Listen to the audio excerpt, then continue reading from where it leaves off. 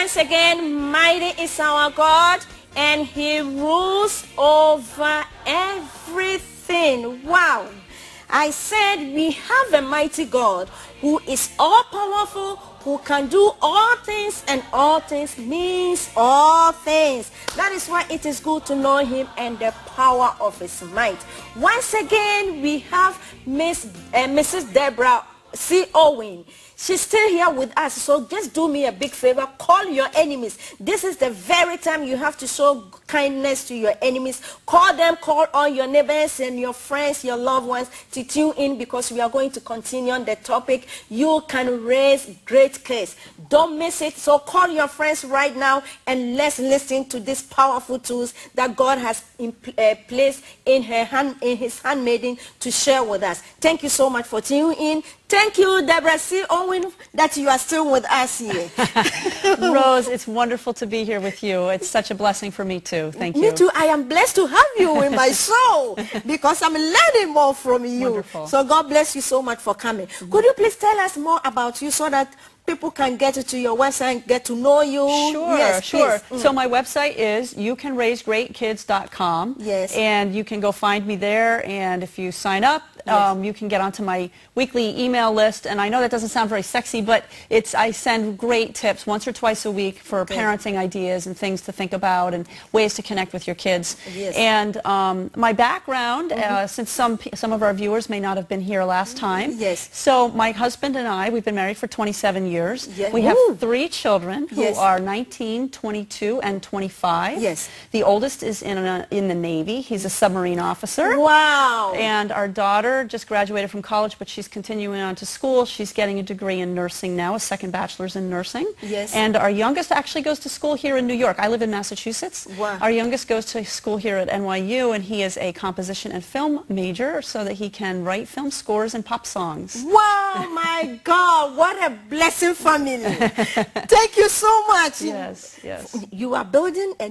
great generation. Yes. Your generation is really blessed. Yes. And I know as you are sharing your tips to the world, it's going to increase the God blessings upon your life and the lives of other parents as well. That's great. That's my goal. God. That's my goal. Yes, yes. And so I also spent many, many years as a public school library teacher. I saw every kid in the building. Yes. And I decided to leave that area for a lot of reasons, but one of the big reasons was because I got tired of seeing kids struggle and feel like I didn't have enough impact. Oh my God. And so I wanted to, all the studies show that if kids come from a really good home with a good relationship with their parents, they're much more likely to be on a good path to adulthood. Yes. And so I empower parents to have great relationships with their kids so the kids can grow up to be happy and successful, and everybody can be lots less stressed. Amen. Can you say something about the marriage, how they can maintain their marriage too? Because if the couples are really united, that will help the children to grow. Yes, yes, and that was one of the things that we were going to talk about anyway, was you know, particularly when parents are not necessarily agreeing on how to raise kids. Well, the first thing, of course, is you do need to nurture your own relationship as a couple. Yes. And that means make sure that you spend time with each other. All right. And when you put time aside, make sure you do so, and you agree in advance that you will not talk about work and you will not talk about kids. Oh, really?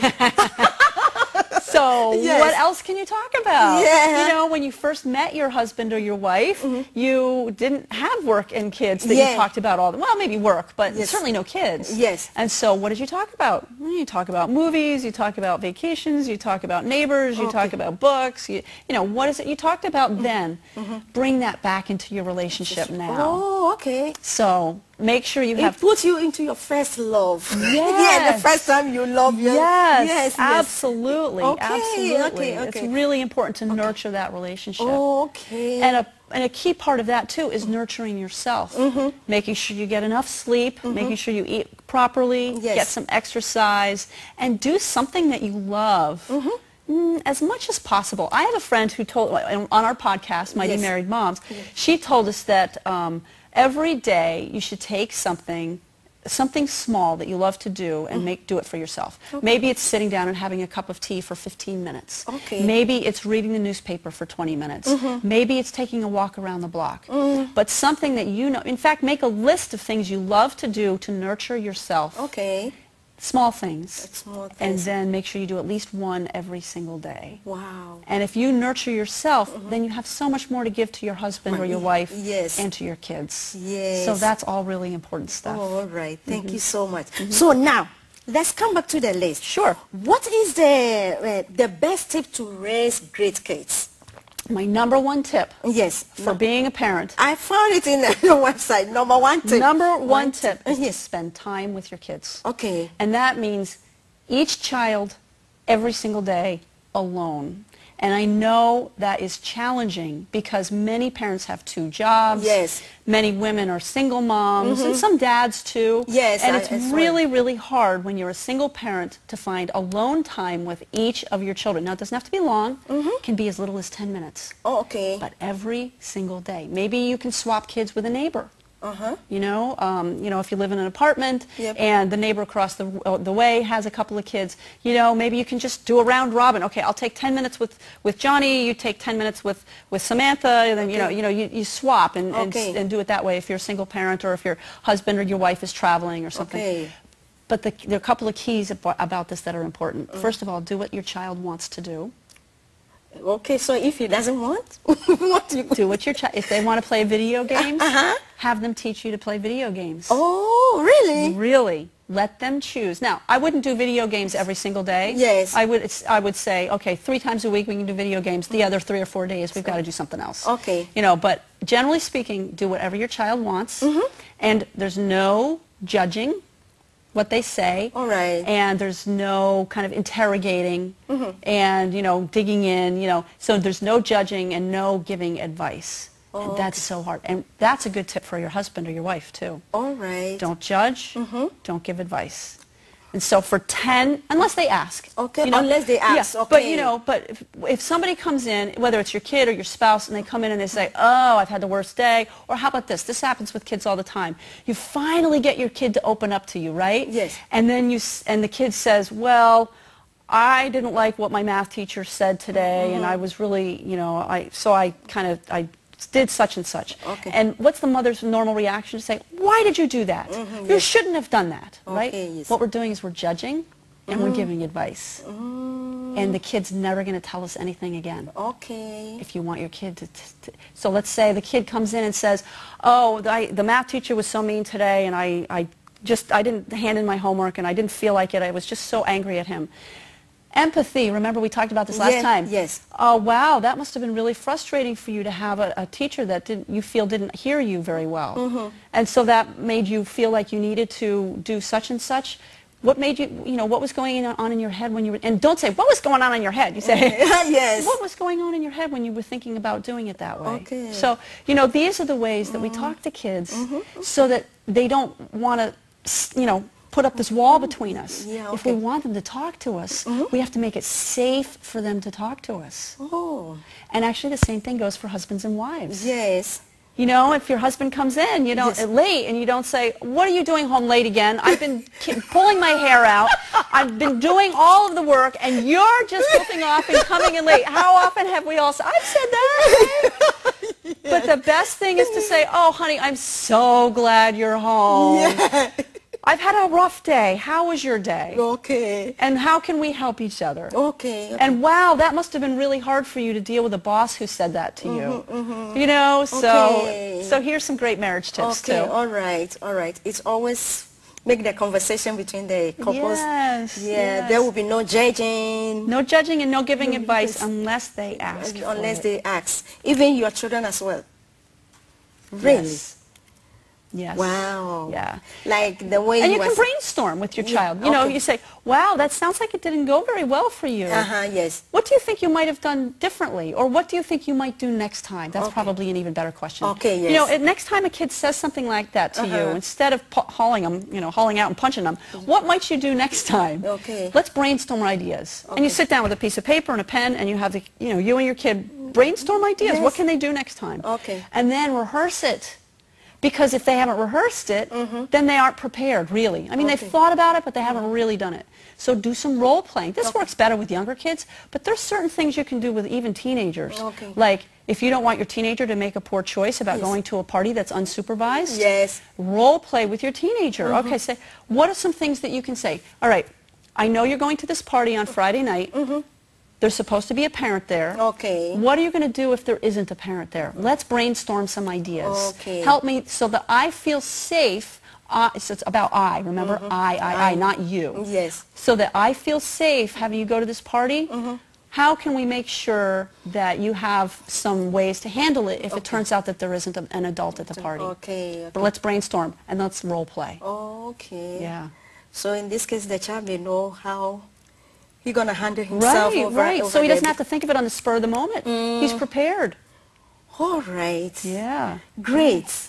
Let's continue. What about when parents disagree? So when parents disagree, so we were talking about, we talked about the A to E technique last time. Yes. I'll very briefly go through that again.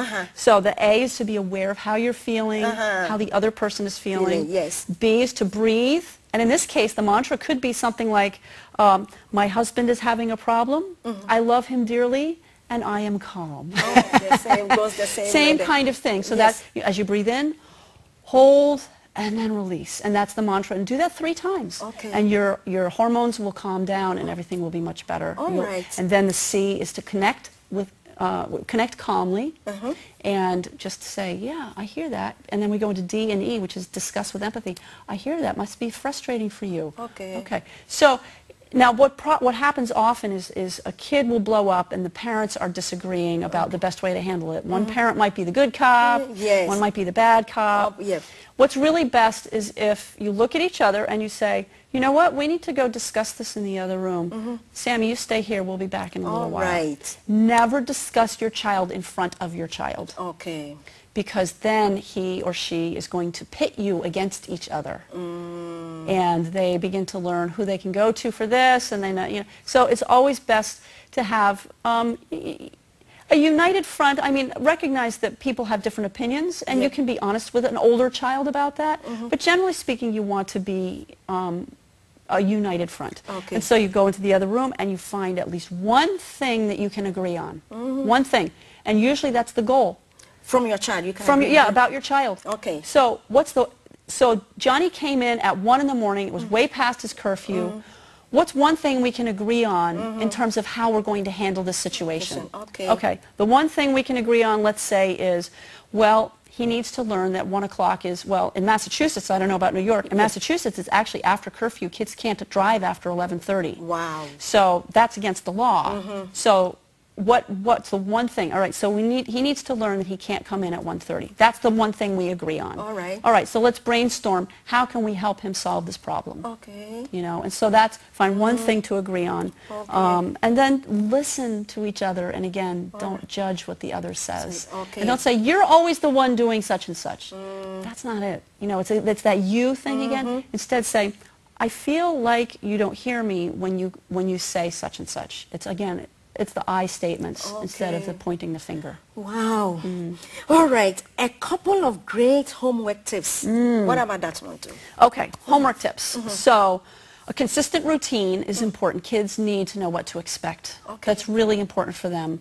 And I recognize the fact that, you know, some kids will have soccer on Monday night and flute lesson on Tuesday night at 3, and, you know, so the daily schedule might change. But they need to know every Tuesday at 3 o'clock I come home, I get my snack, and after I relax for 15 minutes, then I start my homework. Okay. And so that's the first thing, a consistent routine. Another thing is, if at all possible, don't let kids go home alone, because when they're home alone, I know this is challenging. I know this is challenging. Yes. Again, work with family and friends and relatives to try to solve the home alone child. But that's when kids get into trouble. Okay. Yeah, so try not to let them go home alone. You know, 15 and 16-year-olds, that's hard because they're moving toward adulthood. Yes. But a 15-year-old really is, you know, if they're with the wrong crowd, they're going to make bad choices. Yeah, exactly. They need somebody who's accountable for them somehow. Course. So that's the after-school stuff. And then also, this is an interesting thing. Make sure that, if possible, that you're nearby. if you have your own work to do, or if you're taking a class, or perhaps you have a college student who comes and stays with the kids after school, let the college students sit and work on their homework side by side with the kids. That's a great role model. Or if your kid is in one room and you're just right next door in the kitchen getting supper ready, or maybe the kid's working at the kitchen table and you're getting, you know, be in the presence of your child. Yes. That's important, so that they know that they need to be focusing on whatever it is they're doing. So be in the presence of your child. Some kids who really struggle with holding still, like ADHD kids, there are a couple of things you can do. One is you get them something to fidget with. Yes. Some little fidget thing, you know, like this. Another thing, hey, you remember those balls? You can still get them some places. You know, they've got like a handle on them, and you sit on them and you bounce around. Yes, yes. Some kids just can't sit still. Get a ball, let them sit at the kitchen table and bounce around while they're doing their homework. Oh, really? Really. Having fun and doing your homework at the same time. What a thought, right? That's right. All That's right. So those are some. Yes. You have more to say about that? Well, let's move to another question. Okay, how to handle your child disrespect. So the first thing about disrespect is you need always to be showing your child respect yourself. That's very important. Never scream at your child. I mean, we all make mistakes. And if you do, you apologize. And you say, I'm sorry, I didn't handle myself very well. I'm going to do better next time. Okay. You know, and this is an interesting, if you and your kid agree to work on not yelling together, if that's something you agree on together, then set up a chart. You know, and whoever yells first, they get a check or an X or something. Wow! And then after 5 X's, they got to do something nice for the other person. Something like that. And that way you and your child are working together, not to yell anymore. Okay. So that's a good way to do it. Wow! Yeah. Because we shouldn't be. We need to treat our children the way we want them to treat us. Yes, exactly. That's the golden rule, right? Yes. Right? So if we need to treat our children with respect. Now, if they're screaming at us, remember what I talked about, the A to E technique, just remain calm and say, I do not appreciate being spoken to that way. Okay. That's not acceptable. When you are ready to speak to me with a nice voice, then we can discuss this. And, you know, you just have to decide you're going to let things go. Yes, yes. It's not worth getting upset over every little thing. If your child is yelling at you or very disrespectful, it's not an affront to your authority. Yes. It's because they're frustrated. Oh, okay. It goes back to my child is having a problem, not my child is a problem. So that's that whole, it's a completely different mindset. Yeah. All right. So for them to avoid this disrespect from your child, you got to put yourself in a place where the child will show respect to you. Right. Right. So you be respectful. Yes. You use the word respect regularly in your conversations. Yes. You know, so that it's not like you show me respect. You know, we don't want work. It doesn't work. Where, you know, like we talked about last time, where you're out in the world and you see somebody who's showing responsibility or taking care of other people, you can do the same thing with respect. You point it out and you say, oh wow, look at that on the TV show. That guy was really respectful to the older person. That must have made him feel really good. What do you think about that? Or if you're, you know, out in the store, wow, that young man was really respectful to the woman. Don't you? You know, he held the door open for her, and he said nice things to her. What did you think about that? All right. You know, so that's again, we're looking for models on TV and movies, in the real world, in books, in our own relationships. Because if they don't know what it really looks like and how it feels, if they don't develop empathy for the other person, they're never going to be respectful. Okay, so we got to draw the attention to it. Yes. That's what you mean. Yes. Okay. All right. Yes. What to do when your child lies to you? So I will tell you a couple of steps, and I can't take credit for this. I got this from Dr. Brian Post at the Post Institute online, and it works, but it's very counterintuitive. Okay. So the idea is, I'm going to tell you very quickly a story that he tells. It's about Mahatma Gandhi's grandson who came to pick up Gandhi at the airport. And I don't know why, but he was late picking up Gandhi. And Gandhi was waiting around for him and called somebody to find out where's my grandson, and found out where he was. And the grandson showed up and he said, I'm sorry, grandfather, I'm sorry I was so late. I was doing such and such, which was a lie. And Gandhi looked at him and his eyes just filled with tears, and he said to his grandson, I am so, so sorry that I have not created the kind of relationship where you feel you can tell me the truth. So as penance for myself, I'm going to walk home. And his grandson followed him at about 3 miles an hour in the car for 25 miles because Gandhi would not get in the car. Do you think his grandson ever lied to him again? No. So that's the idea behind what Brian Post teaches for how to teach children not to lie. And the first part of it is to own your own part in it. Let's take an example. Let's say your child comes in and lies and says, I got a B on my test, and actually they got like a D minus. Okay. And you find out about it. Instead of ranting and raving, you own your part in it and you say, I am so sorry that I have not created the kind of relationship where you feel you can tell me the truth. I'm sorry if I have created so much pressure on you to do well that you're afraid to tell me when you didn't do well. That goes back to that growth mindset, fixed mindset that we talked about. Yeah. And then Brian Post says you ignore the lie, just ignore it, pretend it didn't happen, and just focus your love on the child. Amazing, isn't it? Focus your love on the child. Wait for, and then that's it. Walk away and say, I'm sorry that I have put so much pressure on you that you don't feel you can tell me the truth. And then walk away. Most of the time, they'll come back a little while later and either maybe not apologize, but ask for help or try to figure out what to do next. And then you just take responsibility for it and say, I'm going to help you with this. We're going to figure out how to help you get a better grade on your next test. Let me know what I can do to help you. Let's brainstorm. So you ignore the lie and you focus entirely on the relationship with your child. Now, some lies are a big deal, and you know, lying and stealing and some of these other things, you need to, there should be some sort of consequence for that, but it's a natural consequence usually, not a punishment. Because all punishment does is it makes the child resent you and get angry at you, and they don't learn anything. Really? You should know this, Rose. What's the origin of the word disciple? Do you remember? To teach. So discipline means we want to teach. So all consequences, all discipline, it's all about teaching them how to do the right thing. So if we have a consequence for them making a poor choice, you know, don't take away their stuff for a week, because then they're just going to be furious at you. What can they do to make amends and also to learn from whatever the mistake was that they made? That's the key about consequences. Yeah, it's all about the relationship. The most important thing for us as parents is to nurture the relationship with our children.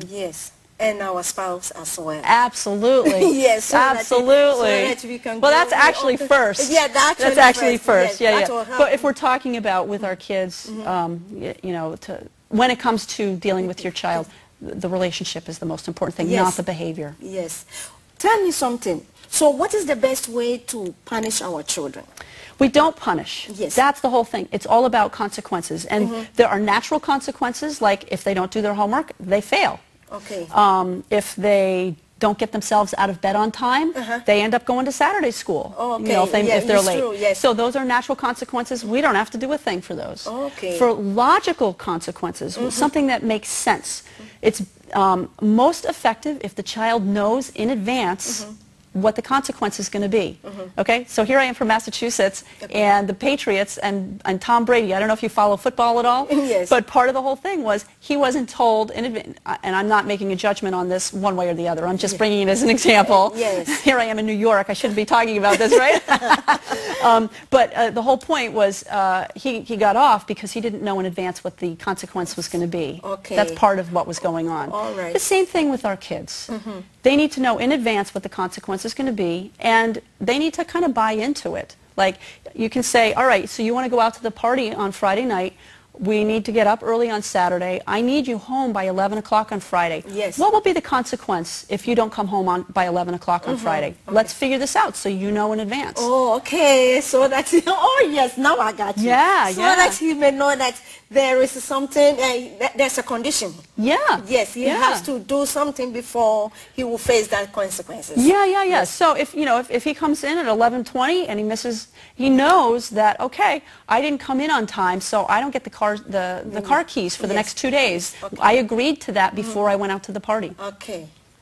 Wow. You know what? You tell us your website, but you did not tell us your telephone number. Oh, absolutely. Yes, please. Yes. So my telephone number, if people would like to call me, this is my cell phone. So if I'm busy, I can't always pick it up. But my cell phone number is 978-835-4354. Okay. And I live in Massachusetts, so Eastern Standard Time. I prefer not to be called except between 8 in the morning and 8 at night. Okay. You can text me anytime. All right. But yeah, so that's my phone number, 978-835-4354. And anybody who would like to have kind of a consultation, 978-835-4354. Okay, 4354. And it's on my website also. Okay, yes. Yeah, okay, and right. so I would, if anybody would like to have a short conversation to see if it's something that I can do to help them, to solve a specific problem, if they're struggling with their kids, I can do that. This is my business. I make a living doing this. All right. But the first consultation is free, and then I would be happy to see if there's something that we should go forward with. Amen. Oh, yes. Yes, Lord. Thank you so much. Thank you so much, Rose. Wow. I'm glad that you are here, and I know what you have shared with the audience, the viewers. It will be a blessing to each one of them. Thank you. And build their family, and we are going to have a happy, healthy home. Great. From this moment forward. Thank you so much for coming. So, right now, before we will end the show, I would like us to pray. Please do. Yes. Oh, our gracious and everlasting God, we thank you so much today.